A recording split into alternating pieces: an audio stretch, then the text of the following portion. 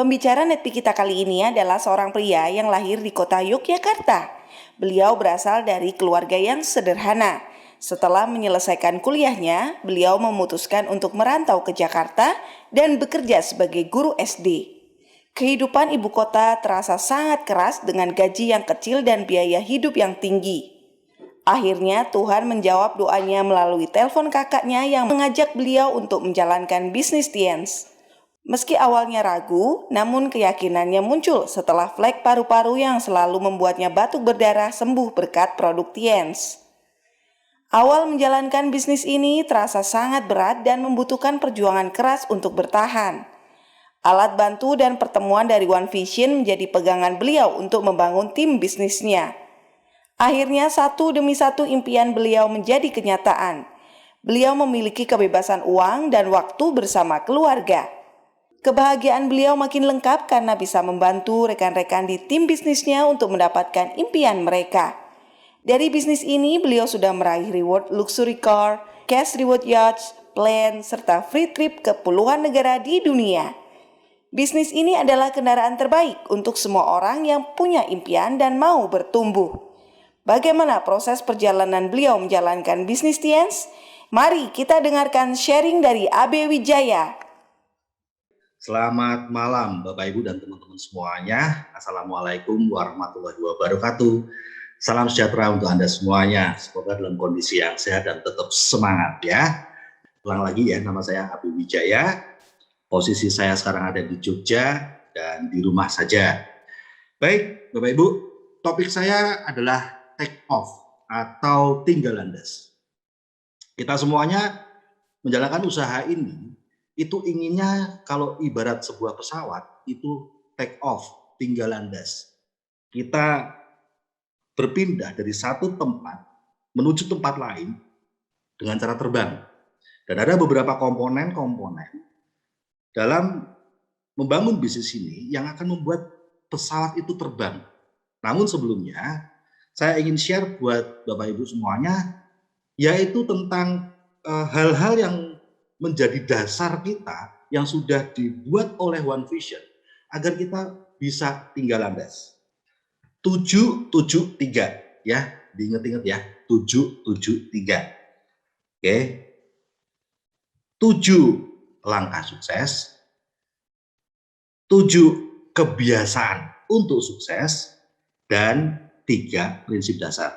Ya, 773. Awalnya dulu saya bingung banget.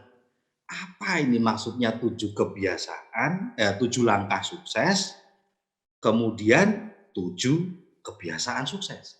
Kalau 3 prinsip dasar, kita mudah untuk mulai memahaminya. Ya, tinggal nanti bagaimana mempraktekannya.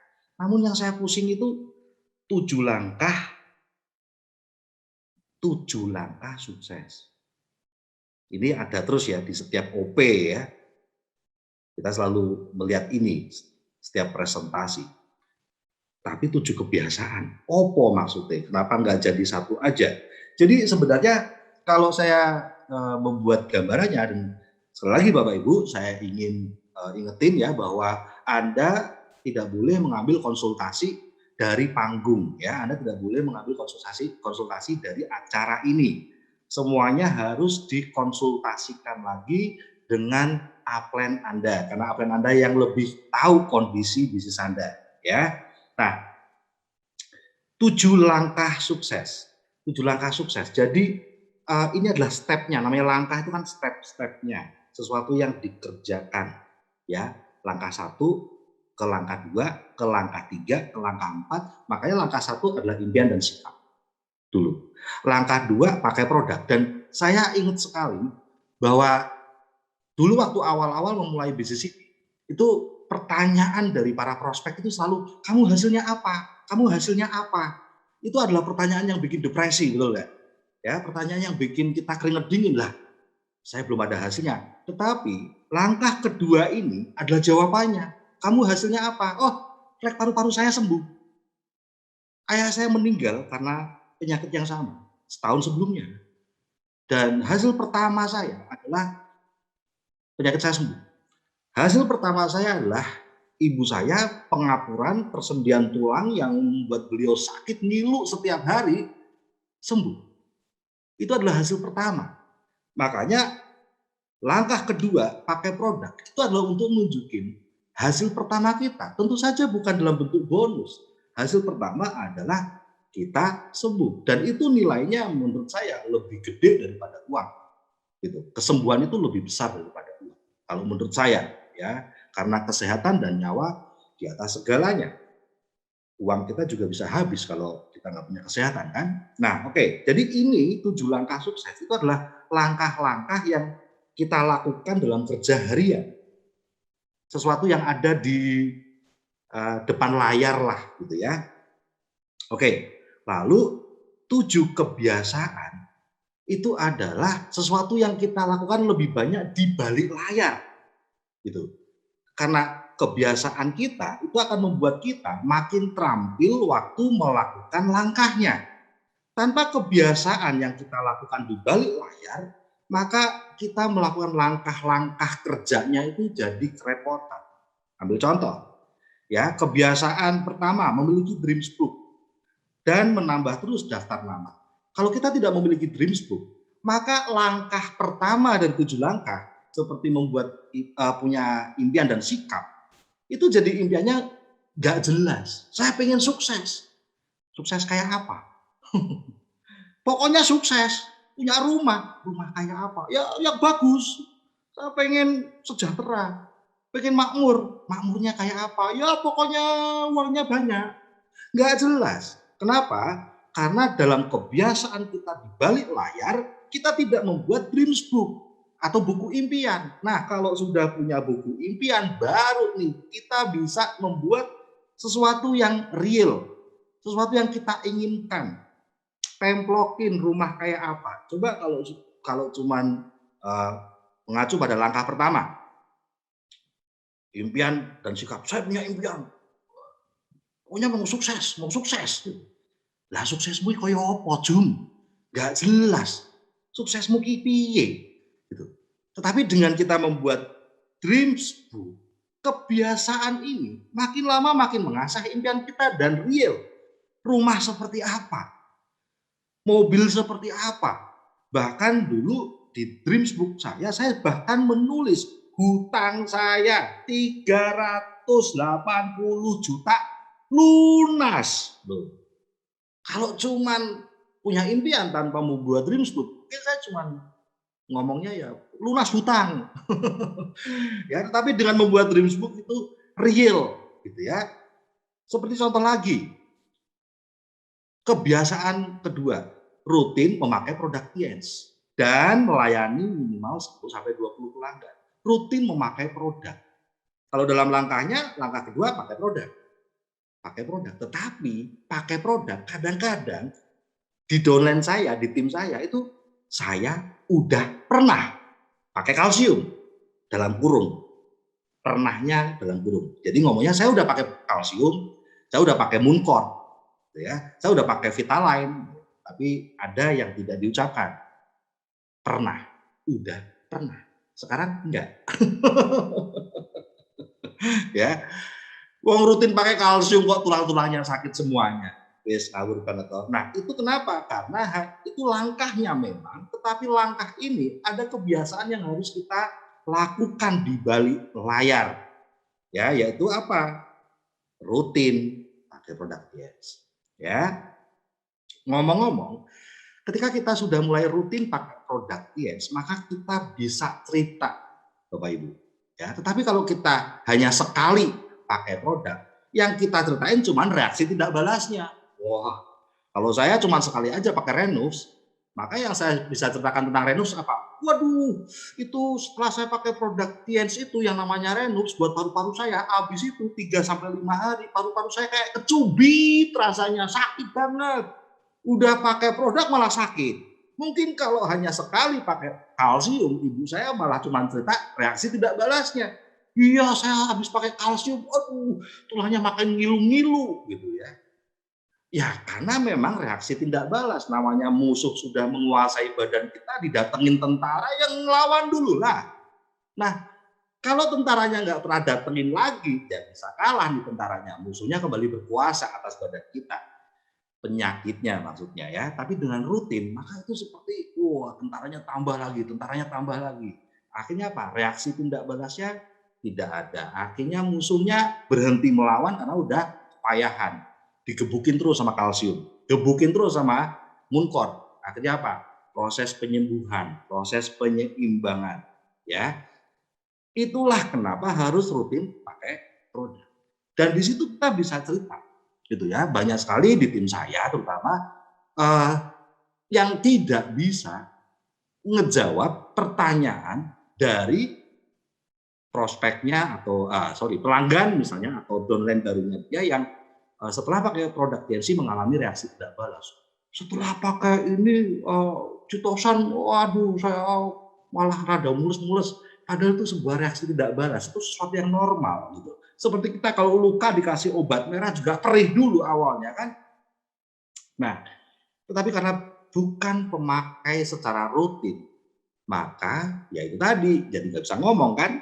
Padahal sebaliknya ketika rutin pakai produk TNS bukan cuma bisa ngomong, bisa promosi.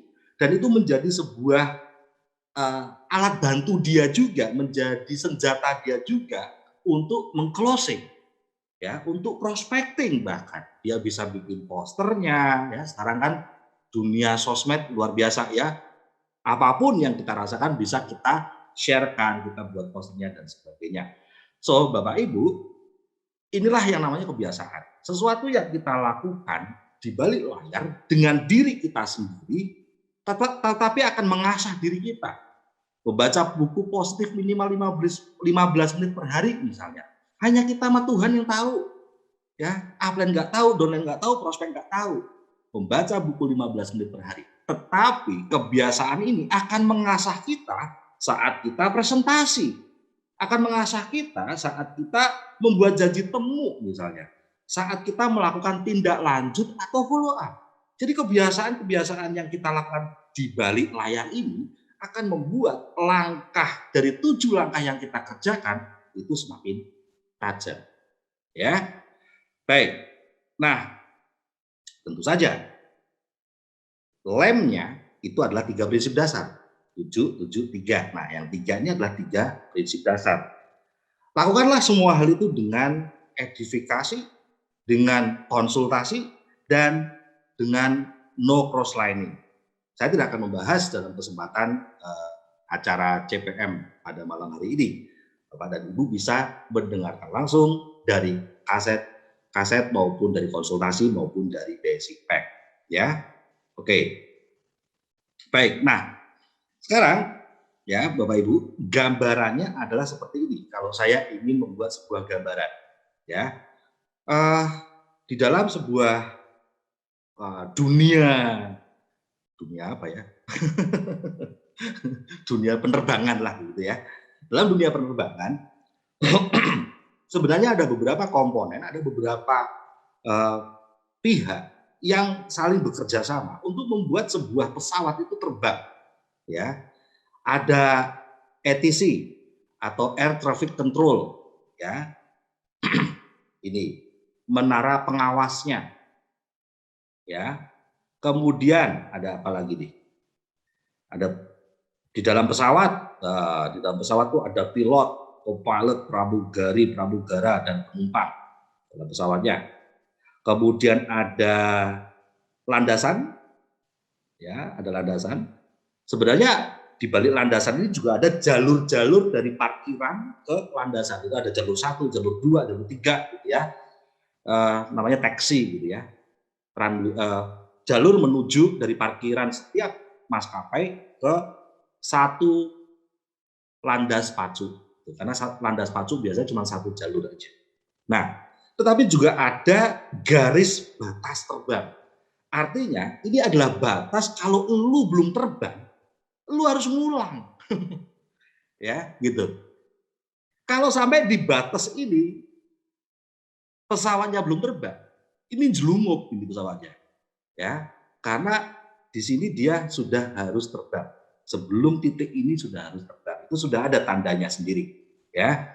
Nah, dan pesawat itu terbang menuju ke tujuan bersama, baik pilot, ya, pramugari maupun penumpang, tujuannya sama semua.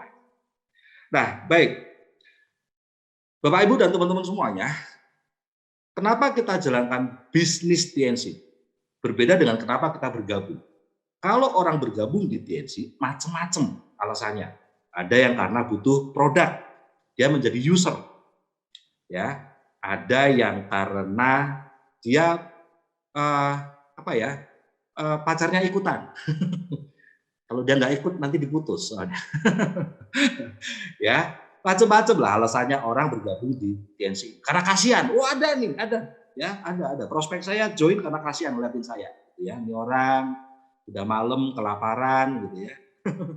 Kayaknya kok kalau aku nggak join kok kasihan banget gitu ya. Alhamdulillah akhirnya dia join.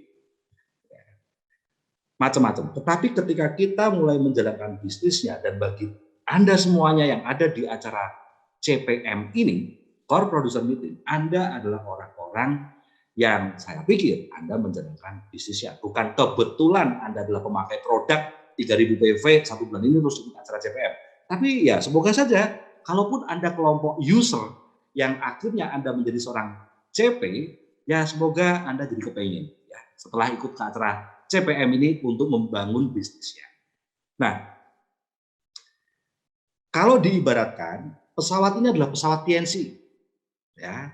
Pesawat ini adalah pesawat TNC, pesawat yang membuat kita bisa mencapai tujuan kita, mencapai impian kita.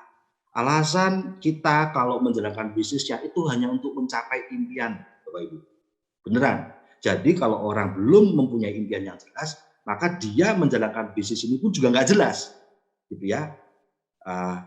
Tergantung kondisi, tergantung cuaca. Itu kalau hujan kayak gini jalaninya, kalau kering kayak gini jalaninya, kalau pandemi kayak gini, kalau nggak pandemi kayak gitu. Ya tergantung cuaca.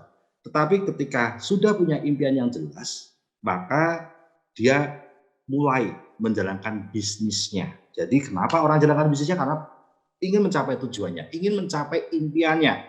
Kalau diibaratkan dalam gambar ini saya analogikan pilotnya. Ya, dan pilot itu membawa penumpang. Nanti bagi Anda yang sekarang masih sendirian, Anda nanti akan membawa penumpang. Yaitu siapa? Yaitu tim Anda, tim bisnis Anda, downline Anda bersama di pesawat TNC. Gitu. Nah, tahukah Bapak Ibu bahwa baik pilotnya itu semuanya, krunya itu semuanya disekolahin dulu, ngerti caranya nerbangin pesawat, ngerti sikapnya waktu menerbangkan pesawat, mengerti aturan-aturan yang ada di bandara, proses terbang, mengerti caranya komunikasi sama ATC, semuanya itu ada sekolahnya. Gitu. Tanpa sekolah itu, pesawat itu bagikan disetir sama pilot mabok. Gitu. Tidak akan ada koordinasi antara pesawat sama ATC dan sebagainya. Nah, sekolahnya itulah yang namanya One Vision. One Vision membuat kita sebagai pilot itu jadi ngerti ya sikap, etos kerjanya, alat bantunya, cara menggunakannya dan sebagainya, bagaimana koordinasi dengan ATC dan sebagainya, bagaimana kerjasama dengan tim itu ada di One Vision. Lewat apa? 773. Begitu. 773. Nah, jadi ya mari kita lakukan 7 langkah itu, kita miliki 7 kebiasaan agar melakukan langkah manapun terampil, ya, dan kita balut dengan 3 prinsip dasar. Terus ATC adalah upline kita, gitu. ATC atau Air Traffic Control atau menara pengawas, menara pengendali, ini yang ngasih tahu pesawat ini nanti lewat jalur mana sebelum masuk ke landas pacu. Karena ada beberapa jalur, jangan sampai tabrakan, jangan sampai salah jalur, jam berapa dia terbang, saatnya dia stop dulu atau dia maju. Bahkan untuk pesawat ketika sudah tinggal landas, menambah ketinggian pun itu harus izin dulu sama ATC. Karena kalau ketika pesawat misalnya ada di ketinggian 10.000, dia mau naik ke 15.000 kaki. Kalau nggak izin dulu sama ATC, ya maka dia bisa tabrakan dengan pesawat lain yang ada di jalur itu. Pengendali tahu karena dia menggunakan radar. ATC adalah upline kita. Upline kita ngerti. Upline kita ngerti banget kondisi kita. Kondisi di sekitar kita ngerti banget. Kapan kita masuk ke landas pacu, kapan kita terbang, kapan kita naik ketinggian, kapan kita stop dulu. Itu upline ngerti. Pertemuan tidak ngerti, upline ngerti. Gitu ya. Sehingga Anda memang tidak boleh mengambil konsultasi mentah-mentah dari pertemuan. Pertemuan itu adalah bagian dari komponen di bandara ini agar pesawat tinggal landas. Tetapi semuanya harus dikonsultasikan dengan ATC kita atau upline aktif kita. Nah, lalu teman-teman, ini nih yang paling penting, yaitu apa? Pesawat ini harus mencapai kecepatan minimal agar bisa tinggal landas. Ya, kecepatan minimal agar bisa tinggal landas. Semakin gede pesawatnya, kecepatannya harus semakin tinggi. Ya, antara pesawat kecil sama pesawat gede itu jelas berbeda. Nah, artinya apa? Semakin besar tim kita, semakin penumpangnya banyak, ya, maka kita harus benar-benar koordinasi dengan upline kita, kecepatan yang harus kita miliki, gitu ya. Kalau sampai misalnya nih, ini sebagai contoh aja nih ya, kalau sampai misalnya di sini kecepatan pesawat ini harus mencapai 150 km per jam sebelum garis batas terbang itu agar pesawat bisa terbang. Ya sudah, itu harus dicapai. Karena kalau sampai garis batas terbang itu nggak tercapai kecepatannya, ya harus diulang lagi, dari awal lagi. Begitu. Nah, kecepatan ini di bisnis kita agar kita bisa terbang, Bapak Ibu, itu adalah ini. Ya, silver planner dan gold planner. Silver planner dan gold planner. Silver planner adalah presentasi 15 kali per bulan selama 3 bulan berturut-turut. Gold planner adalah presentasi minimal 30 kali per bulan selama 3 bulan berturut-turut. Dan ini adalah batas minimal. Sebuah pesawat untuk bisa terbang. Ini adalah batas minimal yang nggak bisa ditawar-tawar lagi kalau kita pengen terbang menuju ke PBO, ke parameter business one mission. Ya, congratulations, Anda sudah menjadi seorang co-producer. Pengen terbang menuju Royal? Pengen terbang menuju Crown?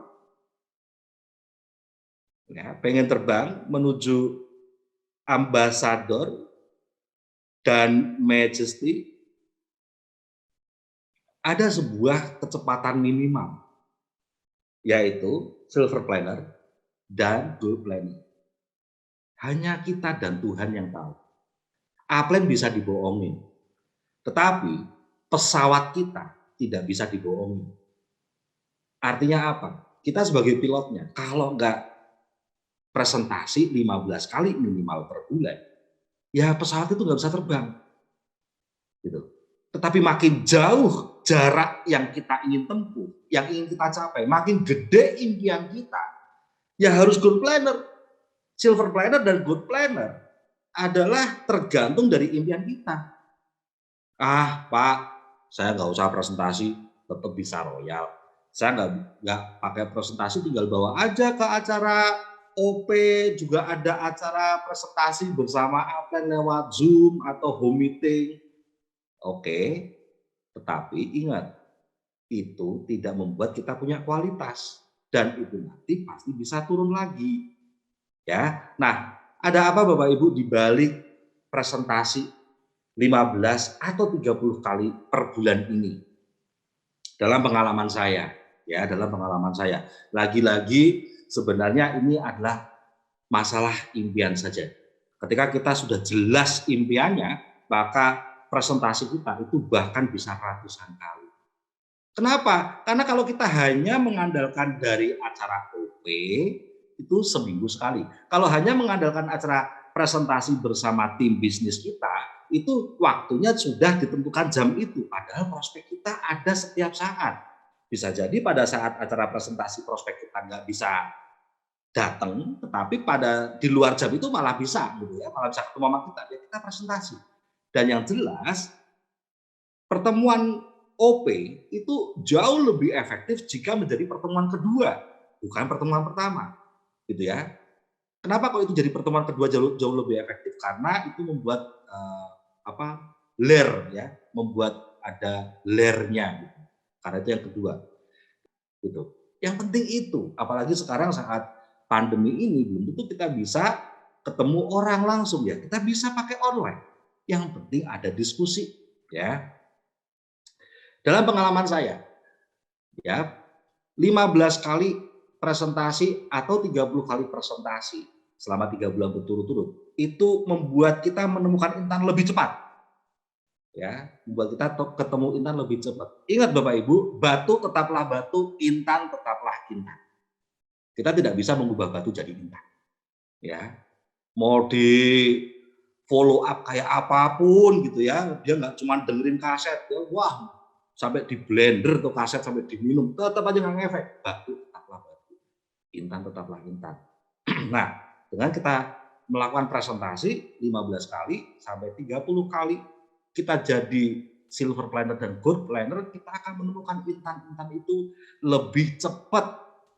Ya, kenapa ya? Mereka hanya bisa ketemu lewat presentasi. Dan itu membuat kita jadi prospektif lebih kenceng. Jadi dulu, sekarang ada nggak ya? Zaman-zaman awal dulu, ya Bapak Ibu, saya itu benar-benar tidak mau ketinggalan acara namanya 15 Planner. Ada pertemuan namanya 15 Planner. Wow. Dan itu semacam CPM inilah. Luar biasa, ilmu-ilmu pembelajarannya luar biasa. Saya nggak mau ketinggalan. Tapi kenapa namanya acaranya 15 Planner? Karena syaratnya harus 15 kali presentasi. Jadi saya ngos-ngosan harus 15 kali presentasi. Bahkan saya membuat komitmen, saya nggak mau pulang kos kalau belum 2 kali presentasi. Nggak mau pulang ke kos. Itu udah nadar saya. Pokoknya saya harus kena 30 kali presentasi. Gitu. Kalau belum 2 kali saya nggak mau pulang ke kos. Gitu. Sampai-sampai pernah udah malam banget, belum yang kedua nih, wah saya cari tempat pecel lele gitu yang nggak laku, pasti biasanya nggak enak ya, makanya nggak laku. Hanya supaya saya bisa presentasi tukangnya yang jualan. Ketika yang penjualnya, karena nggak ada pembeli ya, ketika penjualnya dengerin saya sambil ngantuk-ngantuk, terus dia bilang, saya belum tertarik ya. Yes, yes, saya ngomong gitu, ya seneng. Kenapa? Bisa pulang, kan udah yang kedua. Bodoh amat lu mau join nggak? Ya, oke, menemukan intan lebih cepat. Nah, kedua,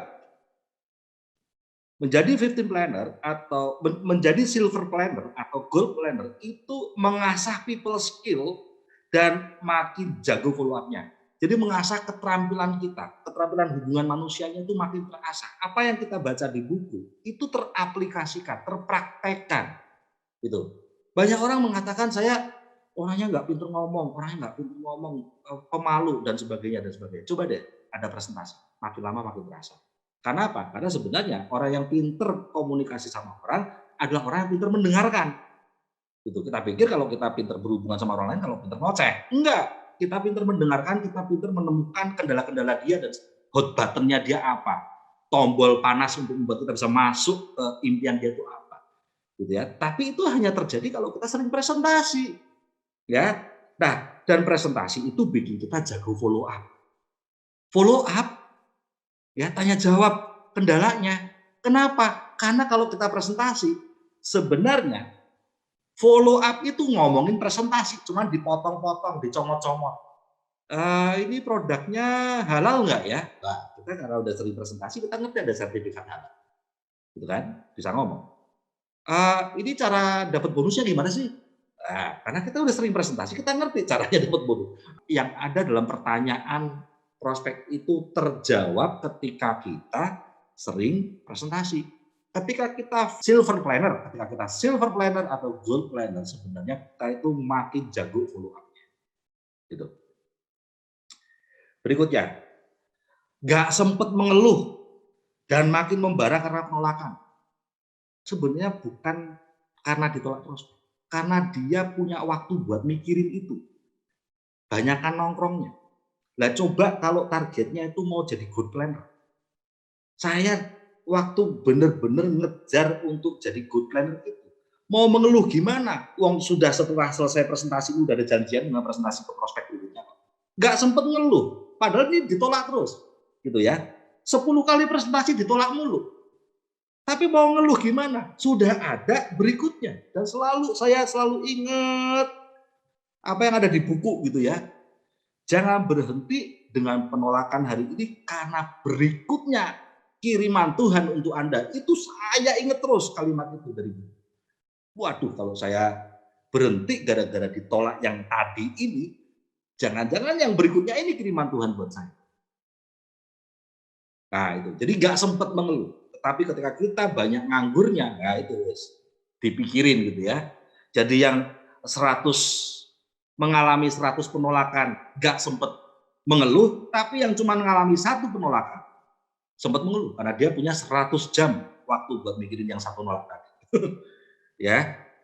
Dan sebenarnya setiap penolakan itu justru membuat kita semakin membara ketika kita lakukan dengan presentasi berikutnya. Tetapi kalau cuma ditolak terus kita nggak ngapa-ngapain, ya itu malah bikin down. Ya, semakin ditolak itu semakin membara untuk membuktikan. Gitu. Ya. Saya yakin kalau tidak ada yang nolak, nggak ada yang nyakitin, itu yang membuat kita jadi ya lemah lunglai gitu ya. Tapi karena sering presentasi, sering ditolak, malah semakin ingin membuktikan. Berikutnya, komunikasi dengan upline dan downline makin ketat. Oh, itu jelas. Ya, kenapa kok tidak ada komunikasi downline dan upline? Ya, karena downline-nya ini tidak presentasi menurut saya. Tidak ketemu prospek, tidak presentasi, apanya yang mau ditanyain sama upline. Gitu. Karena biasanya komunikasi awal antara downline dan upline itu terjadi ketika si downline ini berhubungan dengan prospek, dengan presentasi. Ada hal-hal yang dia tidak tahu, lalu dia ada komunikasi. Jadi kalau tidak pernah presentasi, biasanya tidak ada komunikasi. Mau ngomongin apa? Gitu ya. Dan tentu saja dia semakin membara untuk ngomong kepada tim bisnisnya dia. Gitu ya. Hasil dari presentasi, tadi saya presentasi apa ibu-ibu nih, wah dia punya kendala ini, dia bagikan kisah itu ke timnya. Jadi semakin erat, ya hubungannya semakin erat. Menggunakan alat bantu secara maksimal. Ibarat kata petani rajin macul, pasti dia memakai cangkulnya secara maksimal. Tetapi kalau petani nggak pernah nyangkul, terus buat apa dia cari pacul, kan gitu. Kenapa kita butuh netpi sekali? Kenapa kita butuh alat bantu? Buku-buku produk, buku-buku kesaksian orang sukses, gitu ya.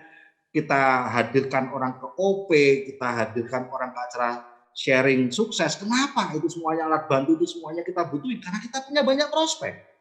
Karena kita sudah presentasi mereka. Kita butuh follow up mereka. Tapi kalau nggak ada presentasinya, siapa yang mau diajakin? Ya, kalau nggak butuh ngerajang bawang, untuk apa saya butuh peso? Tapi karena saya mau ngerajang bawang, bawangnya ada, butuh dirajang, ya saya baru butuh pesonya. Gitu ya. Jadi akan menggunakan alat bantu secara maksimal. Gitu. Nah, ini teman-teman. Banyak orang bilang, terutama rekan-rekan saya dulu waktu melihat saya presentasi, mereka gitaran, saya presentasi, mereka malam mingguan, saya presentasi, mereka tidur, saya presentasi. Dan mereka bilang, kamu ini sih cuma duit, cari duit aja. Jangan-jangan kamu nanti lupa Tuhan. Salah. Saya bilang, ngaco. Emang lu pikir kalau aku presentasi terus gak sambil doa gitu? Justru orang yang presentasi gila-gilaan Bapak Ibu. Itu mau ketemu prospek aja sampai doa dulu. Gitu. Sambil naik motor, kehujanan gitu ya. Sambil doa, ya Tuhan, semoga ini intannya, semoga ini intannya. Doanya kenceng banget. Gitu.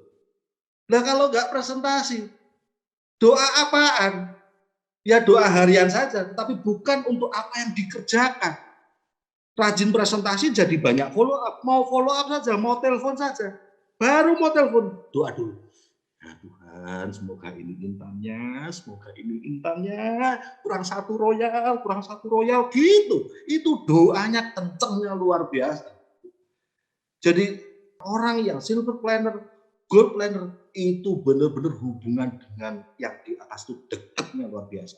Sambil naik motor, sambil bahkan saya pernah kok sudah nyampe ke mana rumah prospek gitu ya sebelum COVID.